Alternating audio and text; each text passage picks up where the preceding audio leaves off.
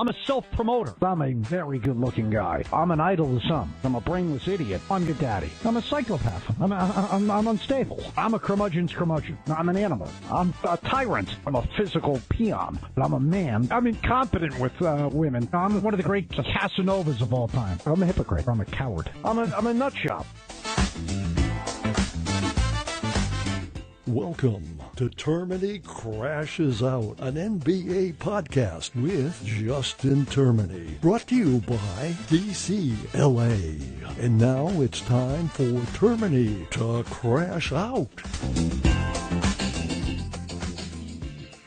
All right, Termini Crashes Out, episode number 10. It's a Saturday morning, so no show today on Sirius XM NBA radio, but we'll do this for the next 30 minutes or so on a bunch of different subjects. And again, you can subscribe to us on YouTube, Termini Crashes Out. You can also follow us along on different social media platforms, at Termini Radio, at TERMINE Radio on Twitter, and then you've got Instagram and TikTok where it's at Termini NBA. And, so there's no work today. There's no games today, but the next couple of days actually super busy for me because as an NBA media voter for these season-ending awards, I'm going to have to place the ballot within the next few days. So we'll get the ballot at some point after the regular season is over. And of course, there's several questions like, is Luka going to be eligible? I know that they're going through the appeals process to try and get him the extra game from the 2 that he missed earlier this year for the birth of his child when he had to head overseas.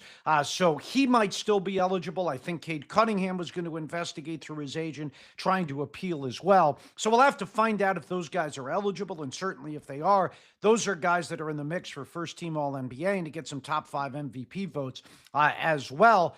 I've been voting since 2017, so this is going to be, I believe, my 10th year of voting. The first year that I voted, actually, Russell Westbrook was the MVP. I voted for Russell Westbrook as the MVP in his first season without Kevin Durant after Durant went to Golden State. And I appreciate the NBA allowing me to do it because I think it is important for the history of the sport to tell the story of the history of the sport.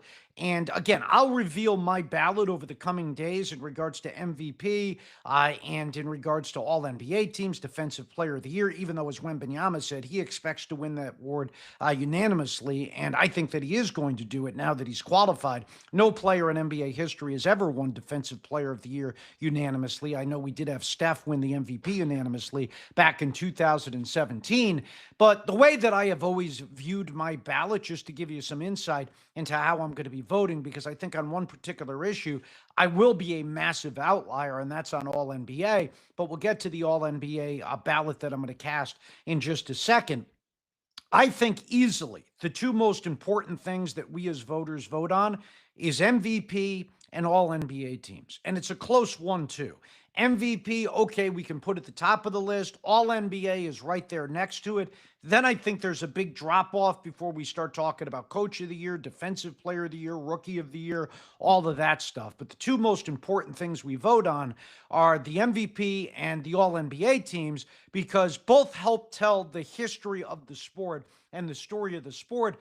And it doesn't just matter. Like, I see all this rhetoric and all this fighting about who wins the MVP. And of course, that's important. It's the most important thing. Who wins the MVP?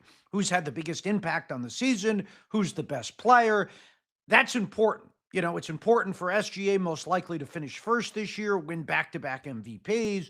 But it's not the only thing that's important. To me, like when I'm running through a player's career, I'll cite how many MVPs they have, how many times they finished second, how many times they finished in the top 5. That stuff matters as well. And in the case for Jokic, for example, right now he'd get my first place vote, okay? Now, I don't think that he is going to finish first. I don't even think that he's going to finish second. My guess on the order would be SGA first, Wembanyama second, Jokic third. But it's important for Jokic not just to finish first, not just to finish in the top 5, but also to finish in the top 2. Think about the history he can make, even if he doesn't win the award, but if he finishes second this year. That would put him with 6 top 2 finishes for MVP. The only guys with more, even now that he's stuck at 5, Jordan finished in the top 2 8 times. LeBron did the same thing. Bill Russell 7 times, Kareem 7 times, Larry Bird 7 times. Then you have Wilt at 6, and Magic and Jokic have finished in the top 2 5 different times. That's the list. Think of the list of those guys. It's Jordan, it's LeBron, it's Russell, it's Kareem, it's Bird, it's Wilt, and it's Magic. Those are actually the 7 best players in the history of the sport, in my opinion. And then Jokic in the mix there as well. And he'd have an opportunity to break in and pass one of the guys in the top 7, which would be Magic Johnson. At the end of this season, if Jokic finishes first or second, he will have more top 2 finishes for MVP than Magic Johnson. So that stuff is important. And he'll have the same amount as Wilt and be just behind MJ, LeBron, Russell, Kareem, and Bird. So MVP voting is really important, and it goes beyond just who gets the number 1 spot. And the All-NBA stuff is just as important. And I hate this recent change, and I've been very vocal on it, that the league made. Now, there are certain things where I'll comment and I'll support the league. There are other issues that I have an issue with what the league has done. All right, I'm not even on NBA radio. I'm just not going to sit there and kiss the league's butt and everything. That I wouldn't be taken seriously with my opinions. So I'm not, a company man by any stretch of the imagination. But I hate this change that the league has made where you're supposed to vote for the 5 best players in the sport on first team. Well, I mean, that's essentially just the MVP ballot. And then on the second team, it's the next 5 best players. And then the 11th best player through the 15th best player ends up on your third team. I don't do that. I go by position. Even if it's going to make my ballot look like I'm a complete idiot and a complete outlier. And this is something I appreciate the shout out I got a couple of days ago from Bill Simmons on his podcast when he was talking about what I plan to do with my vote.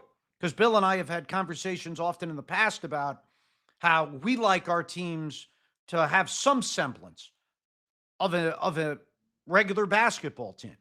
And I like to protect the history of the sport, whereas, hey, Wilt and Russell weren't allowed to both be on first team All-NBA, so why would it be fair for Jokic and Embiid to be on first team? Or in this case, this year, Wembanyama and Jokic to both be on first team, as they're both centers.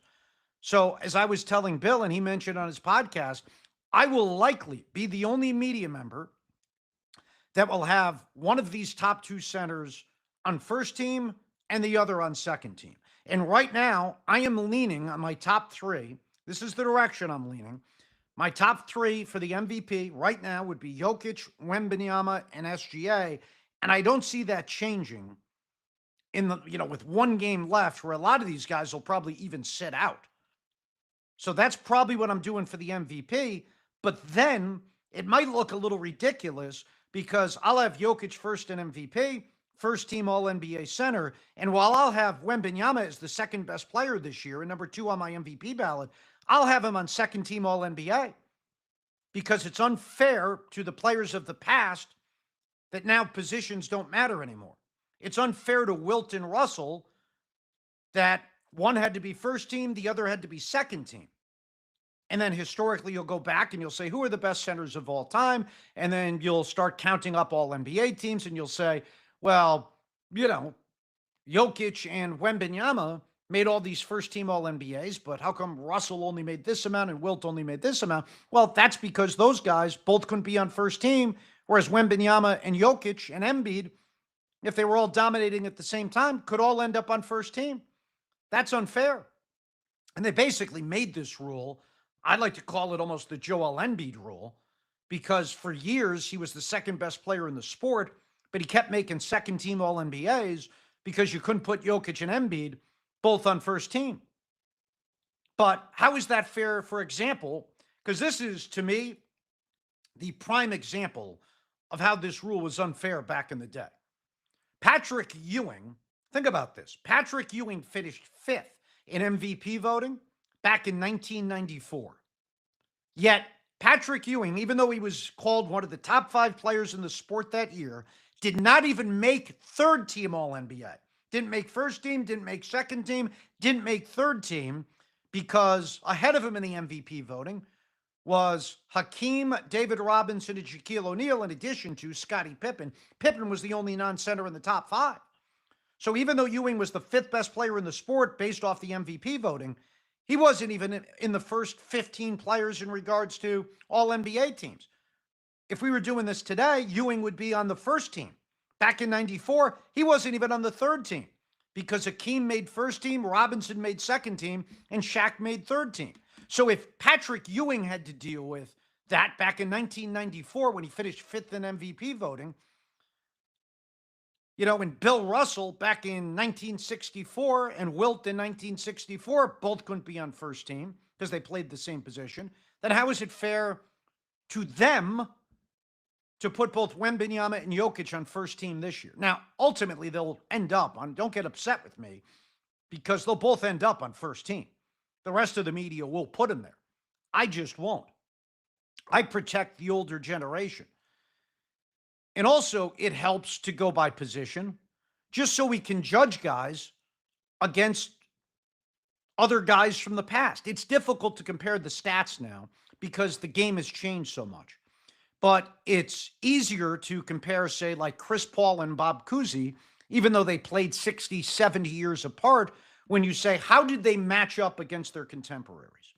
Was Bob Cousy one of the best 2 guards, if he's on the first team, versus his contemporaries, and for how many years, as opposed to Chris Paul? And for example, Bob Cousy, compared to his peers, was one of the top 2 guards 10 times, 10 different times in his career. He made 10 first-team All-NBAs. So that tells you the gap between Bob Cousy and everybody else that played the position in Bob Cousy's era. While Chris Paul, compared to his peers, was only named to 2 first-team All-NBAs. So that is an easy way of saying how dominant was Bob Cousy compared to his peers versus how dominant was Chris Paul compared to his.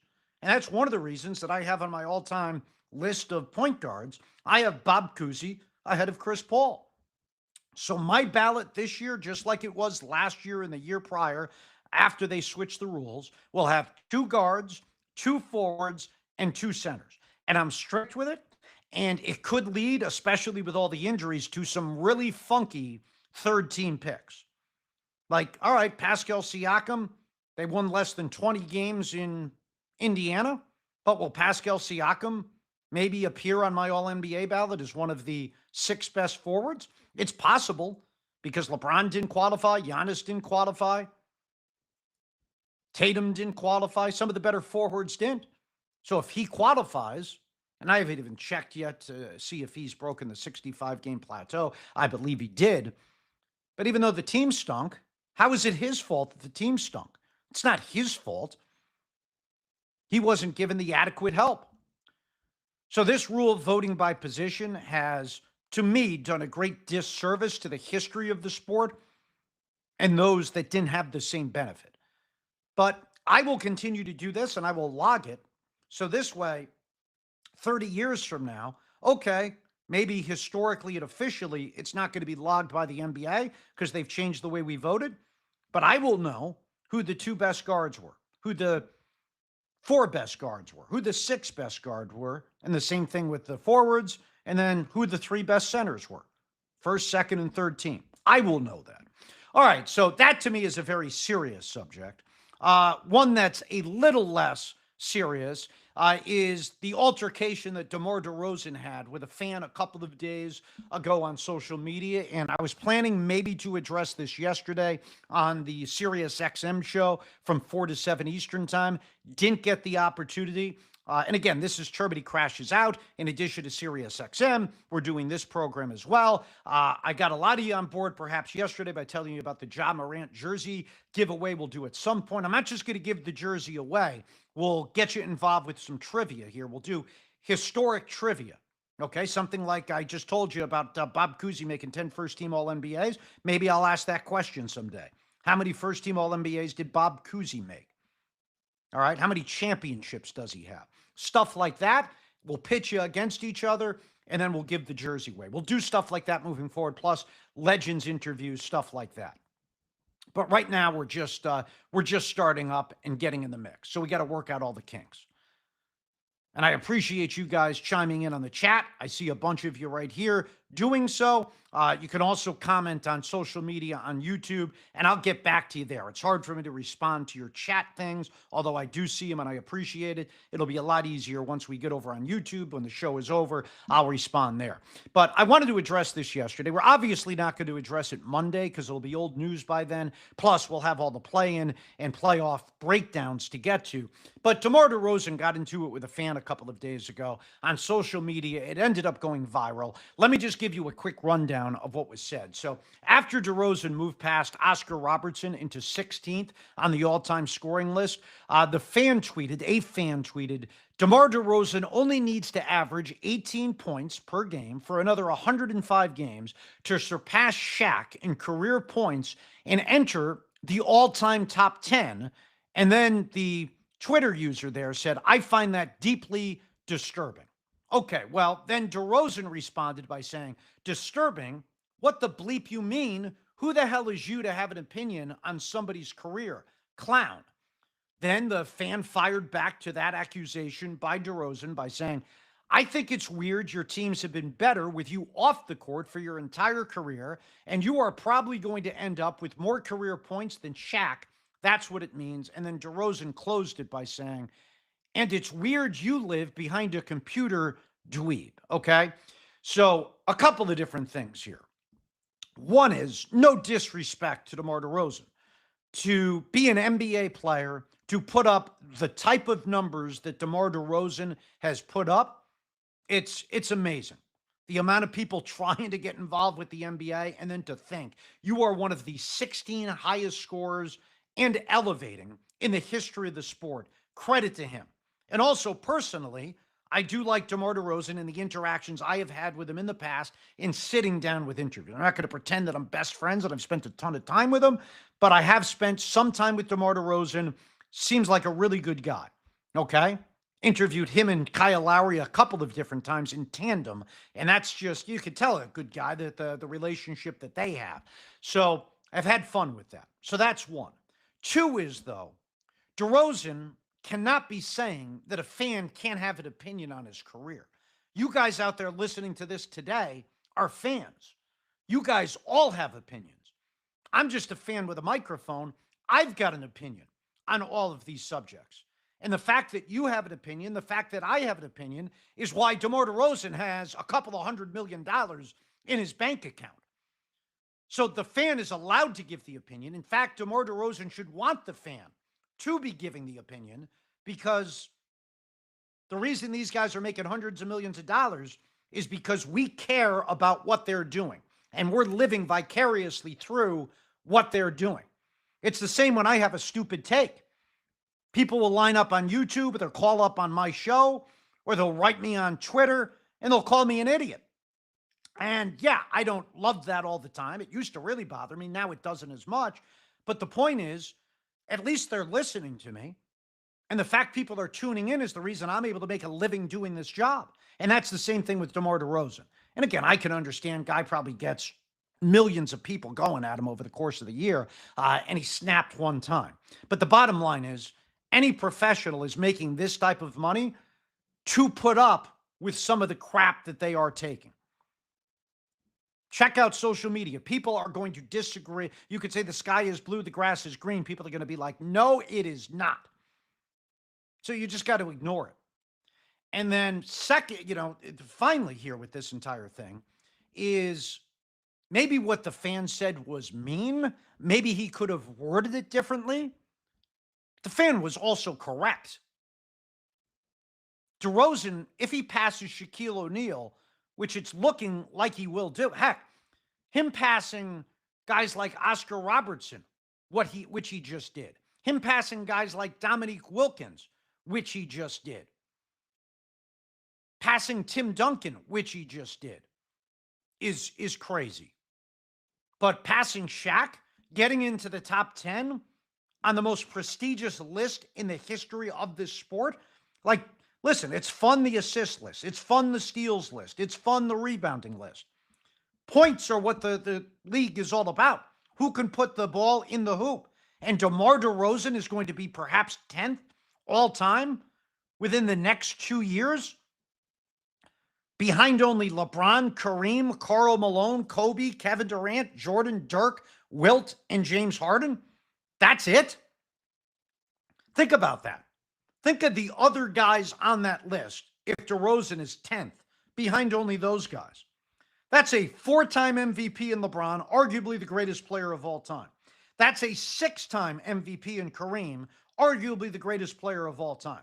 That's a 2-time MVP. Say what you want about Karl Malone. Karl Malone's got 2 MVPs. Karl Malone's been the best player on a team that went to the finals twice, and maybe only lost because he was going up against Jordan. That's a 1-time MVP in Kobe, who many would argue is a top 12 player of all time, if not higher. That's a 1-time MVP in Kevin Durant, who, say what you will about his leadership and his teams underperforming throughout the course of his career and the worthiness of his championships going to Golden State and whether or not he deserved the finals MVPs, who was the best player on that team between him and Steph. Bottom line is Durant is argued by many, including myself, as perhaps the greatest scorer in the history of the sport. Then it's Jordan, self-explanatory with the 5 MVPs. It's Dirk with the MVP. It's Wilt with 4 of them. It's Harden with 1. Those would be the only guys ahead of DeRozan on the list. DeRozan's been in the NBA for 17 years. He's never even made a first-team All-NBA. He's only made 3 All-NBA teams altogether, meaning first, second, third team.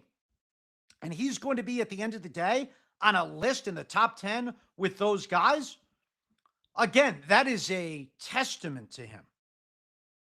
That is something that he should be proud of. It's something we should celebrate. But is his name an outlier on that list? Heck, you could push that list back to the top 20, which he is now in, and his name is an outlier. I think off the top of my head, because I was looking at it the other day, top 20 scorers in NBA history, the next guy that you would say on that list is the next worst player is Carmelo Anthony.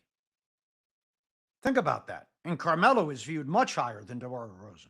And then it might be after that, Dominique Wilkins. And Dominique Wilkins is in a completely different stratosphere than DeMar DeRozan. So he doesn't even fit in the top 20, never mind the top 10. But again, great career, should be celebrated. But he is an outlier on that list. All right, so that's another issue that I wanted to address very briefly. Here's one that we didn't get to the show yesterday. We touched a little bit on Giannis and Morant. I am so sick of the Giannis Antetokounmpo story. I just hope it goes away. I don't want to be dealing with it any more moving forward. Hopefully it's something that quiets down so when the postseason starts, we're not caught up in getting distracted by that. We could focus on competitive games and hopefully awesome series.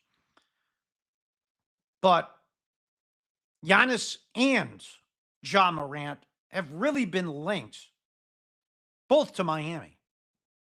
But honestly, ask yourself this question, because they most likely have played their last games for their organizations. If you kept the same roster, I'm not even sure if you kept the same roster and added Giannis down in Miami, you're winning a championship. And then keep in mind, you're going to have to give away, in order to get him, guys like Khalil Ware and Tyler Hero and some draft picks. And I'm not even sure that you would win a championship or be a contender with Giannis on that version of the team. But let's say it's Ja Morant. Now, you don't have to give up nearly as much to get Ja Morant. You could probably keep Hero, Khalil Ware on the roster. That's how far the value of Ja Morant has fallen. But ask yourself this. Even if you added Ja Morant for nothing, just draft picks, and added Ja Morant to the mix of this team right now, which, by the way, is the 10th seed in a Eastern Conference at this moment. You kept the same roster but added Morant to the Heat. I really don't think it does that much. I mean, maybe they're top 6, but they're not contending with the top teams in the Eastern Conference just by adding Ja Morant. They're still not Detroit, who's young. They're not Boston, who's going to have a full year of Tatum next year. They're not the Knicks. They're not the Cavaliers, although the Knicks and Cavs could be broken up this year if they don't end up winning. They are not Indiana. If Indiana gets Halliburton back and adds a top 5 pick, top 4 pick, They don't have the pick if it's 5 or lower, because then it goes to the Clippers as a part of that deal with Zubats earlier this year. But John Morant's not changing the trajectory of the Heat. And I was looking at that Ringer list a couple of days ago when I was doing some stuff on the top players. And I disagree with SGA being ahead of Jokic. That to me is premature. Now, he might win the MVP. He's not the better of the two players. But the bottom line is, I was scrolling it, and I'm like, all right, well, Giannis potentially could be dealt, and I think they had him ranked 7th. Where do they have Ja Morant? They have Ja Morant all the way down at 95th. That's how far Morant has fallen. And I'm not sure he can get back to where he used to be. And it's just not a behavior thing with Morant. It's just not a health thing with Ja Morant. Morant's got no outside shot. He is not a good defender. He's lost a step on his explosion. So if you can't shoot from the outside and you're also not as quick as you used to be, you're not going to be as good of a player. So that's the take there on the Ja Morant thing. That'll be interesting here heading into the offseason.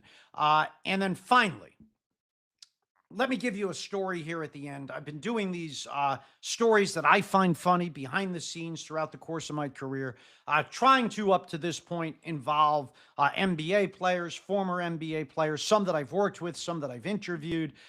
This one, a guy that I worked with early on. And it's a story about Rick Mahorn, okay? And Rick actually grew up in the same state as me. I'm from Connecticut. He grew up in Hartford, went to school in Hartford, more so the inner city. I grew up in the suburbs. But I could not stand Rick Mahorn growing up because I was a Celtic fan. He was part of the Bad Boy Pistons. He is a little dirty. He's trying to step on McHale's foot and break it in 87. McHale was already having the foot issues. So I'm not a big fan of Rick Mahorn growing up.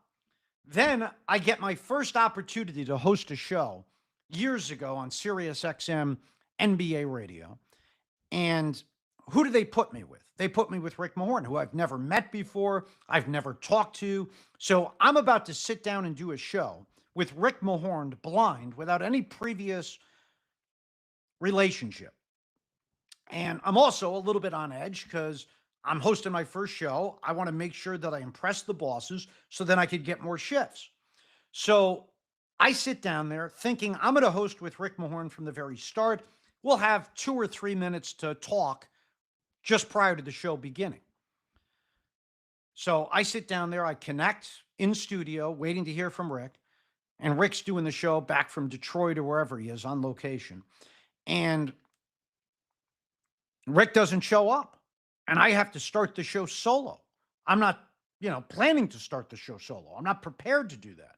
So anyway, I end up having to start the show under these circumstances. And I'm talking for about 15 minutes. All of a sudden, Mahorn just connects to the studio. And when he does that, he doesn't just simply say like, hey, I'm here. He doesn't say I'm ready to go. He doesn't apologize for being late. I'm in the middle of ranting. And all I hear is, what the bleep is this? Is this guy bleeping serious? This guy's voice can't be bleeping real.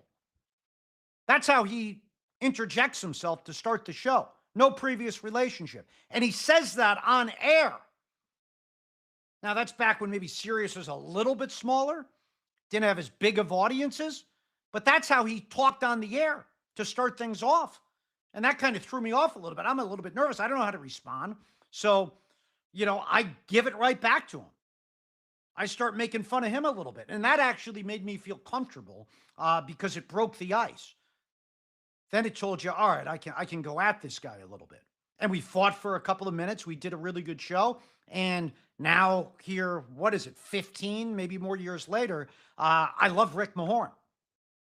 Don't get to host with him often, but love him so much that when the station went away and they were looking to rehire people, even though he wasn't going to work directly with me because I already had a couple of different partners, I recommended Rick for the job. So I'm a huge fan of Rick Mahorn. Couldn't stand him growing up. Bad Boy Pistons, him, Lambeer, Isaiah Thomas. Now I like Isaiah Thomas. I love Mahorn. I still hate Bill Laimbeer. And I could give you the Laimbeer story at some point. I'll give it to you right now. So Bill Laimbeer, we were interviewing all sorts of legends during the COVID shutdown, right? Because you had all this time to fill without any games to break down. So we get Bill Laimbeer on the line to talk about the history of the Pistons, some of the rivalries with the Bulls and the Celtics. And Laimbeer talks to us, very curt and short answers for about 4 or 5 minutes. Then all of a sudden he says, you know what? I think I'm done. That's the first time that I've interviewed hundreds, if not thousands of players throughout the course of my career. I think that is the first time anybody stopped the interview and said, hey, you know what? I'm done. And again, it just basically solidified what I had always thought about Rick Mahorn or Bill Laimbeer coming up through the ranks. It's just a kid watching on television. And then what you heard from different people in the business, absolute jerk. Probably, and again, I've had some great interviews for the most part. Everybody is awesome. There are some rotten guys. Bill Laimbeer is at the bottom of the list. So it basically just confirmed what I had always thought about Bill Laimbeer. And in a way, I'm happy that happened. That I thought one way, then Bill Laimbeer ended up being true to his colors during our interview. So I have no issue throwing Bill Laimbeer under the bus. Hated him back when he was with the Detroit Bad Boys. Can't stand him now. But Rick Mahorn and Isaiah Thomas, but Rick specifically, I've never worked with Isaiah, just interviewed him plenty of times and had some interactions off the air. Rick I worked with, Rick I love, and that was the way that our relationship began. With him hopping on air, me talking in my voice, which I understand is a little different than old school broadcasty, and Mahorn saying, what the bleep is this guy doing? Is this guy's voice bleeping real?